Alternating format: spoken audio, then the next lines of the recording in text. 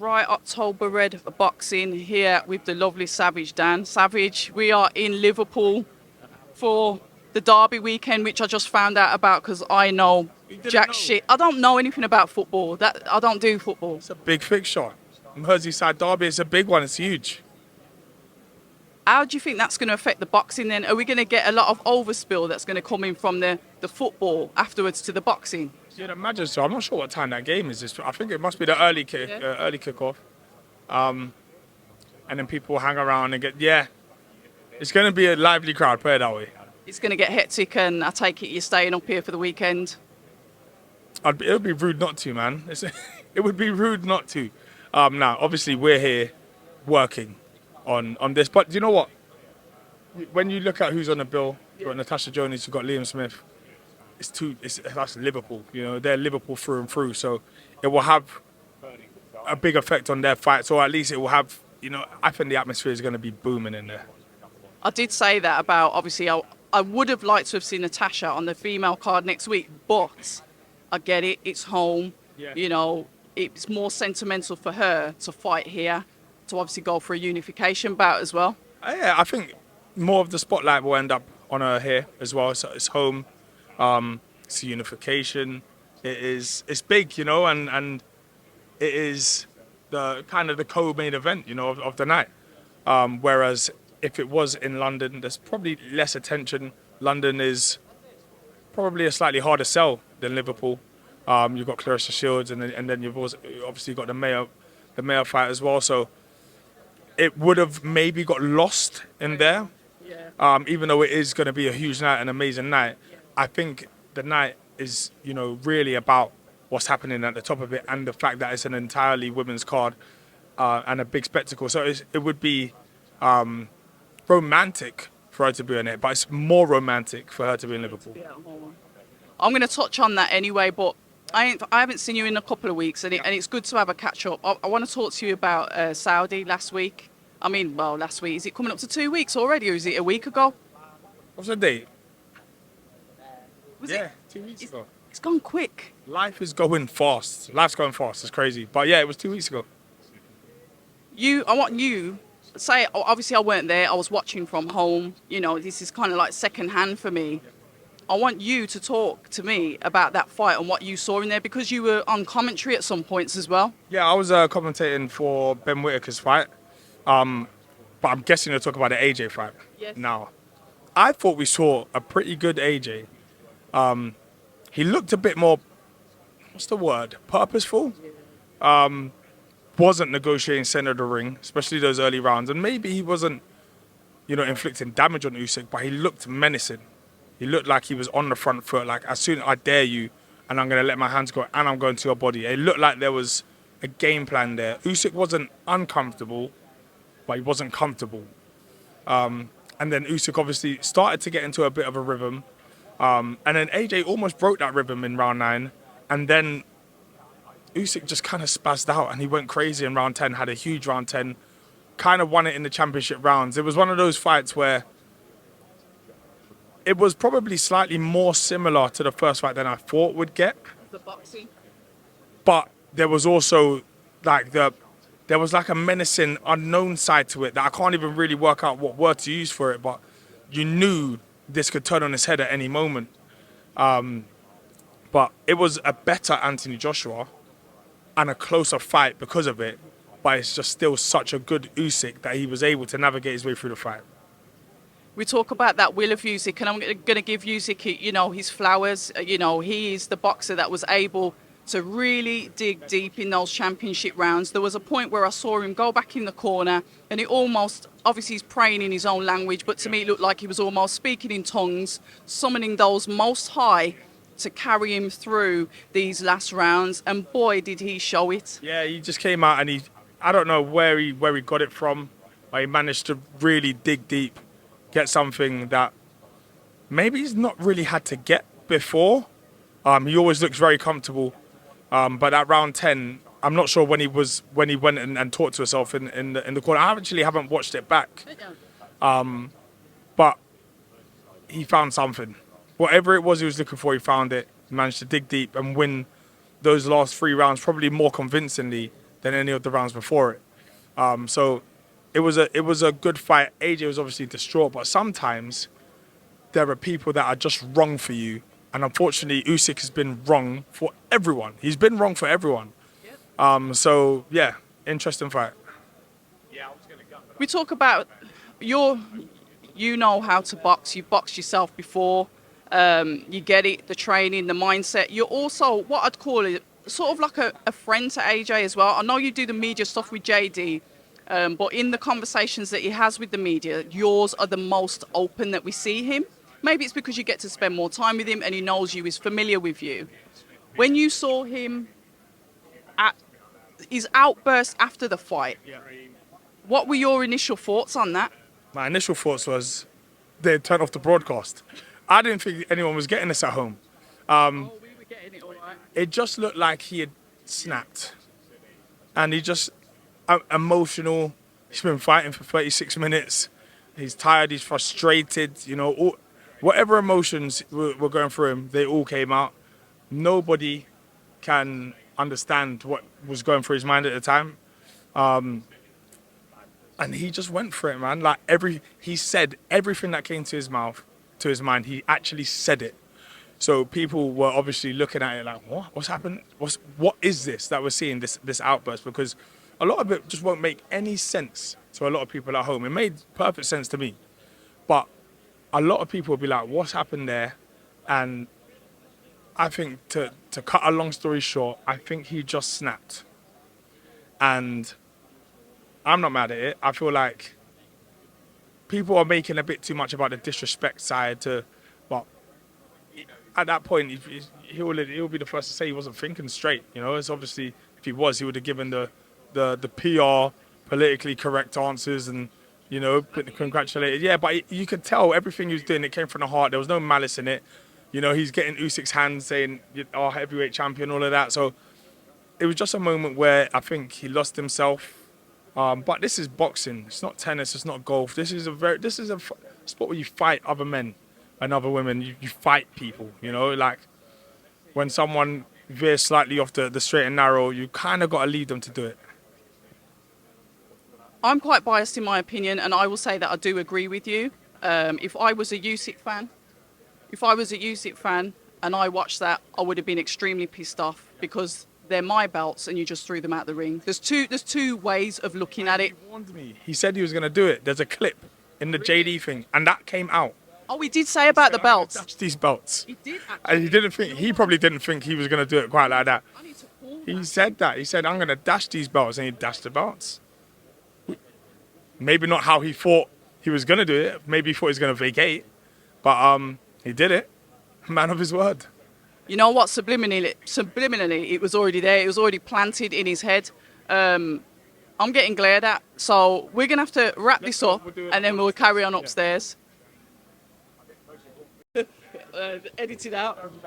You're actually a little bit... Yeah, you are. Taller than... Yeah. I'm taller than I even look in person. No, seriously, because when you're messing around with cameras and stuff, that's when you realise how tall people really are. Do you know what I mean?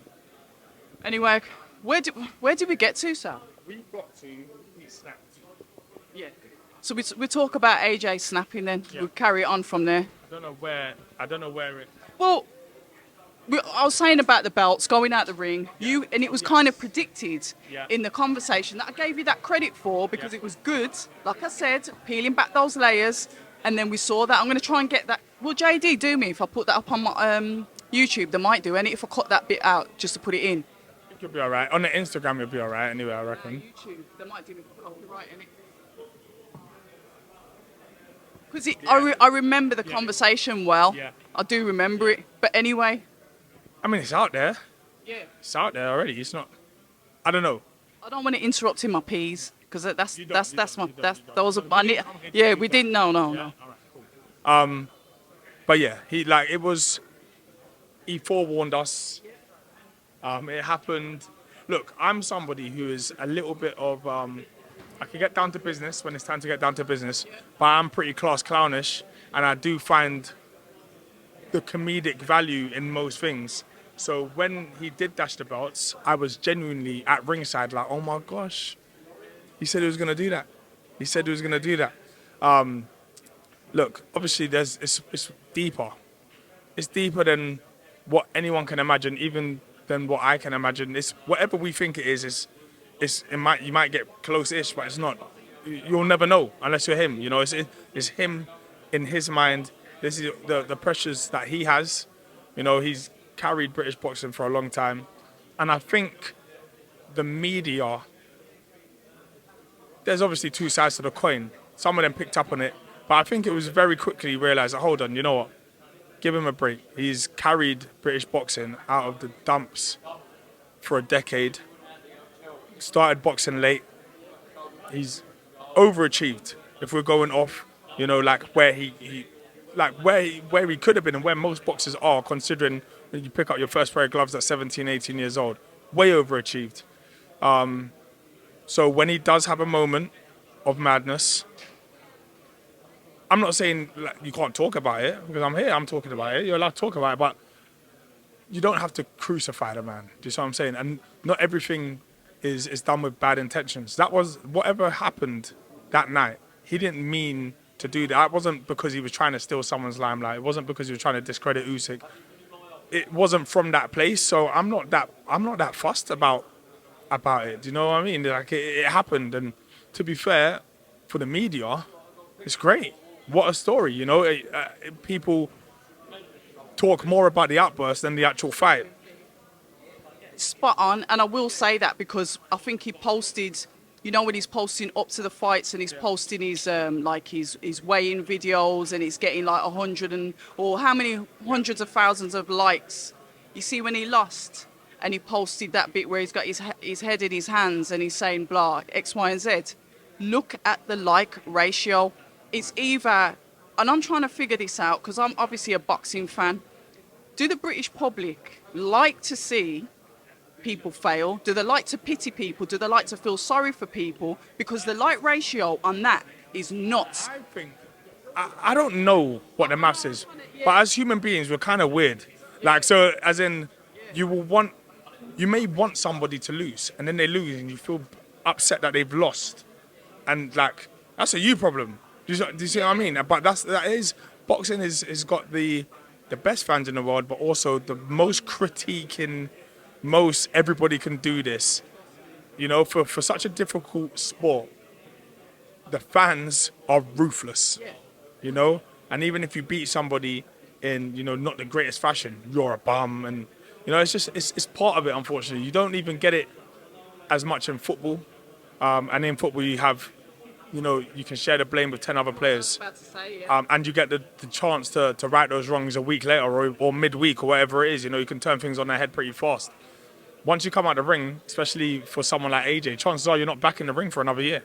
You know, and that is your, not necessarily your reputation, but that carries with you until you get back in the ring.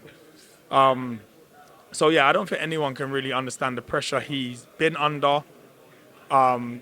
Not just in the last year, but I'm just talking from his whole career, you know? Like, some people can mask it better than others, but the pressure's huge. Everybody critiquing, scapegoating your every move, you know? You can't go to Nando's, it's different. You just wouldn't understand. I do agree with that because literally everyone is on him all the time. He has no real privacy. And then, I don't know, it's kind of like 6 of one and half a dozen of the other. He gives this image, he's corporate, he's a businessman as well, he's got his own company. He wants this professional image. So then people that don't really know him, don't really know what he's like, see him have that outburst where literally, us as black people, I'm just going to keep it real, when we walk and talk, we shake our head, we move around, we're quite animated. And there were people that didn't really see that. And like you said, there's that shock element of like, what? I think he's dropped. Look, we've seen AJ everywhere for 10 years. And he's left you enough clues to what he is. And he's a mixture of everything. He's got a good heart. He's a lovely guy. He's got good friends. But guess what? He's been trying to let you know, I've got some bad friends. And you know what, I've got this side, and I could do that, and I might mash up a uni kid, and I might... So that is the thing. He's given us enough looks. So everyone keeps looking for this real AJ, but it's all AJ. You see what I'm saying? It's all AJ. like I think the corporate, well-spoken, politically correct AJ, that's AJ as well. But people have a hard time comprehending that you can be more than one thing. Like, you don't have to go in a box. Some people have range and they can do it all. And I think he just lost control for a moment, and maybe the entire spectrum from that side came out, and then all of that came out. But bottom line, I think people get this idea of people being this person, and that is that person. And as soon as you act, different from that box, oh, you're not being yourself, or that's the real you now. And it's kind of stupid, really. Like, he is a fighter. He's well traveled, like, he's well educated, not necessarily academically, but he's educated. He's met every type of person you can ever meet. He knows enough about this world. He knows who he is, and he is everything. He wakes up in the morning. I'm one of these people where who I am is kind of a little bit of a reflection of who you are. So you can almost chameleon it, and he'll have that as well. Like, he knows when to be what, and that moment he just forgot what to be. I get it, but because the main public, and these are the people that don't know him, these are the people that don't really see that side to him. I get it about the clues. When they see like a total flip side, like you said, the total end of the spectrum, some people will be in shock. I wasn't, because I get it. I can read him, but it's like, oh, okay, there he is. I remember saying it because I didn't see the outburst at the time, because I was doing like watch-alongs and stuff. So I saw all of this in arrears. But I'm going to move on. It's the same fight, but I'm going to talk to you about what you thought about the corner advice as well. I haven't heard it. You haven't? The first 4 rounds, and that's all I can remember, is that he was told that he was winning the first 4 rounds. You were sat there, a different perspective again. It's different from watching it at home to watching it ringside. Depends what corner you're on, what you can see. But what are your thoughts on that, basically? I can't remember where I had them at 4 rounds. But I had this fight so close that I couldn't really work out what I was scoring. So I think maybe I gave AJ the first round. See, I gave you the second. But maybe I gave, or I think I gave Usyk the first. Either way, those first 3, I really should have just been given 10-10s, if I'm totally honest. But I felt like they were so close that whoever was in my mind a little bit more, I gave it to them. But certainly after round 3, I had it 2-1 to one of them. And I don't even remember. I remember just wanting to score this 10-10, 10-10, 10-10. And it didn't really matter who I was giving it to. It was a close fight. But I don't think AJ was winning the first 4 outright. I didn't have that. I had it split. I probably had it 2-2. Yeah, I was similar to the fact of it was close until the last 3 rounds where the dominance really started to show. I always get twitchy when he goes into the later half of the fight. I remember when I did have the opportunity to speak to him, I said, I reckon it's got to be number 7 for you. Number 7. Because I know after that, and it's something that he said, I'm not a 12-round fighter, but he is. He is a 12-round fighter because he's fought 12 rounds. He's done it numerous times. You did it against someone who bounces around for 12 rounds as well. Yeah, but it's like he said he's 18 stone. He's obviously a big boy, and he can't go flat out for 12. But he's a 12-round fighter. He's figured out how to do it. It's just the fact that I just think Usyk's got a really good autopilot. Even when he's knackered, absolutely asleep, he still has this stuff which comes from boxing from 5 years old. The bait, it's just that's it. You go into autopilot, and his autopilot, he's had it since 5 years old, and that's the thing. So he knows even when he's hurt, when he's tired, there are certain things that still just happen for him. It's like a heart beating. It's normal for him. And that autopilot buys him time, buys him space, puts him in better positions. It's just what you saw there between AJ and Usyk was a close fight. Yes. But the difference was probably the 10 years extra amateur experience. And obviously maybe the slight difference in weight. But it's the autopilot that Usyk had. It just gave him an extra platform to kick on from.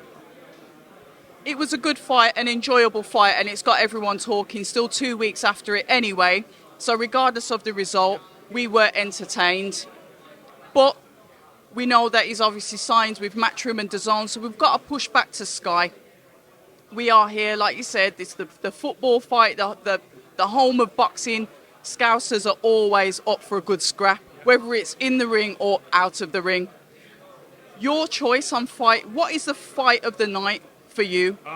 I am going to go with the one I think is a genuine bang-on 50-50. Yeah. Dan Aziz, Shakan Pitters. Talk to me. It's a contrast in styles, contrast in body types. Both fighters really believe they're going to win it. Dan's never lost. He don't know how to lose. Shakan's lost before, but to not, I wouldn't say a similar type of fighter, but Craig Bridges is a hard night for everybody. He's another active bouncer. Exactly. Fighter. Exactly. So I'm looking forward to that. I have no idea what that fight is going to be. I expect Shakan to keep on his jab and maybe keep Dan on the end of the jab for as long as he possibly can. If he could do it for 36 minutes, then he can do it for 36 minutes. But there is such a big difference in height and reach that it's almost as if I feel like Dan's almost going to have to go underneath him. And jump into the shots. I don't think he can try and work in off the... He might be able to slip and get close, but the feet are super important here. Because the arm length is so big, your feet are going to have to do so much, and he's going to have to really shell up and walk him down. So I'm intrigued to see who gets their fight, because Shakan obviously knows that is what Dan's going to have to do. And Dan knows that Shakan's going to try and keep him on the end of the jab. So it's like they both know, and it's just about who gets their way. How do you determine then when it's going to be your fight? Because one of the things that Dan Aziz is good at is getting inside of longer fighters, because we saw that with Jose Burton, because there was a really good height difference, and he was able to dip under and jump into the shots, pressure him. And once he started to put Jose on the ropes, that's when the problems were created. He'll put his head on your chest and he'll just start working. But this is a different fight, because Jose is long and rangy. He's not necessarily imposing or powerful. So Shakan can hurt you, and he means his shots. So I think it's a slightly different proposition. I think after a while against Jose, Dan felt like he could walk through whatever he had. I wonder if he'll feel like that this time. It's honestly, this is the one that I'm fascinated for. I've got to agree with you there. And Natasha Jonas as well, flying the flag for women's boxing. You know, somebody that even when Ben Shalom spoke about her at the top, he's sort of like felt she's been hard done by. It's almost like he's putting his arm around and saying, there, we're going to look after you. Your thoughts on that? That's exactly what it is. You know, like Ben loves Tasha. He does. He proper does. She's one of my favourite fighters as well, and I love her. Proper, like, just a lovely, lovely girl. And I feel like she hasn't got the decisions that she probably should have had. But thankfully, it seems like we're in the best part of our career in terms of achievements and all of that. Right, mate? Yeah? Right? Sorry, camera won't get you here. Yeah, we've got a special guest. You know what? I do need to speak to him, actually. Put it this way, I love Tasha. Yeah? I think she is the truth. I think... Right, let's get back to the boxing. Oh, sorry. You know, are you in it? Hold on. Yeah, you are in it. Hold on. You're not quite short, though. You need to get your Cuban heels out. Listen. By the way, it's not Cuban heels that I wear. You know what I mean? Oh, it's red bottoms or something. Friday night stuff. You know what I mean? Louboutin's. Oh. Kitten heels. Whoa. Kitten heels. Nice. Anyway, it's good that you're here. I'm just going to make sure we're all right for time. And I want your opinion on this as well. First of all, the conversation that was on TalkSport with yourself, with Gareth A. Davis, and obviously the other gentleman, and forgive me. Forgive me, I'm terrible with names. Talk to us a little bit about that, because there's a couple of things I want to ask, but over to you first. Okay, right, so let's start off with Gareth A. Davies, which was over in Saudi. You might have seen that one. So Gareth wanted to talk about the psychological side. Let's talk about the psychological bit. Spence, keep your answers short. I was like, first of all, Gareth, it's a 3-hour show. We're 10 minutes in. So I want to tell you about Joshua, and I want to tell you about his journey, and I'm telling you about the demons.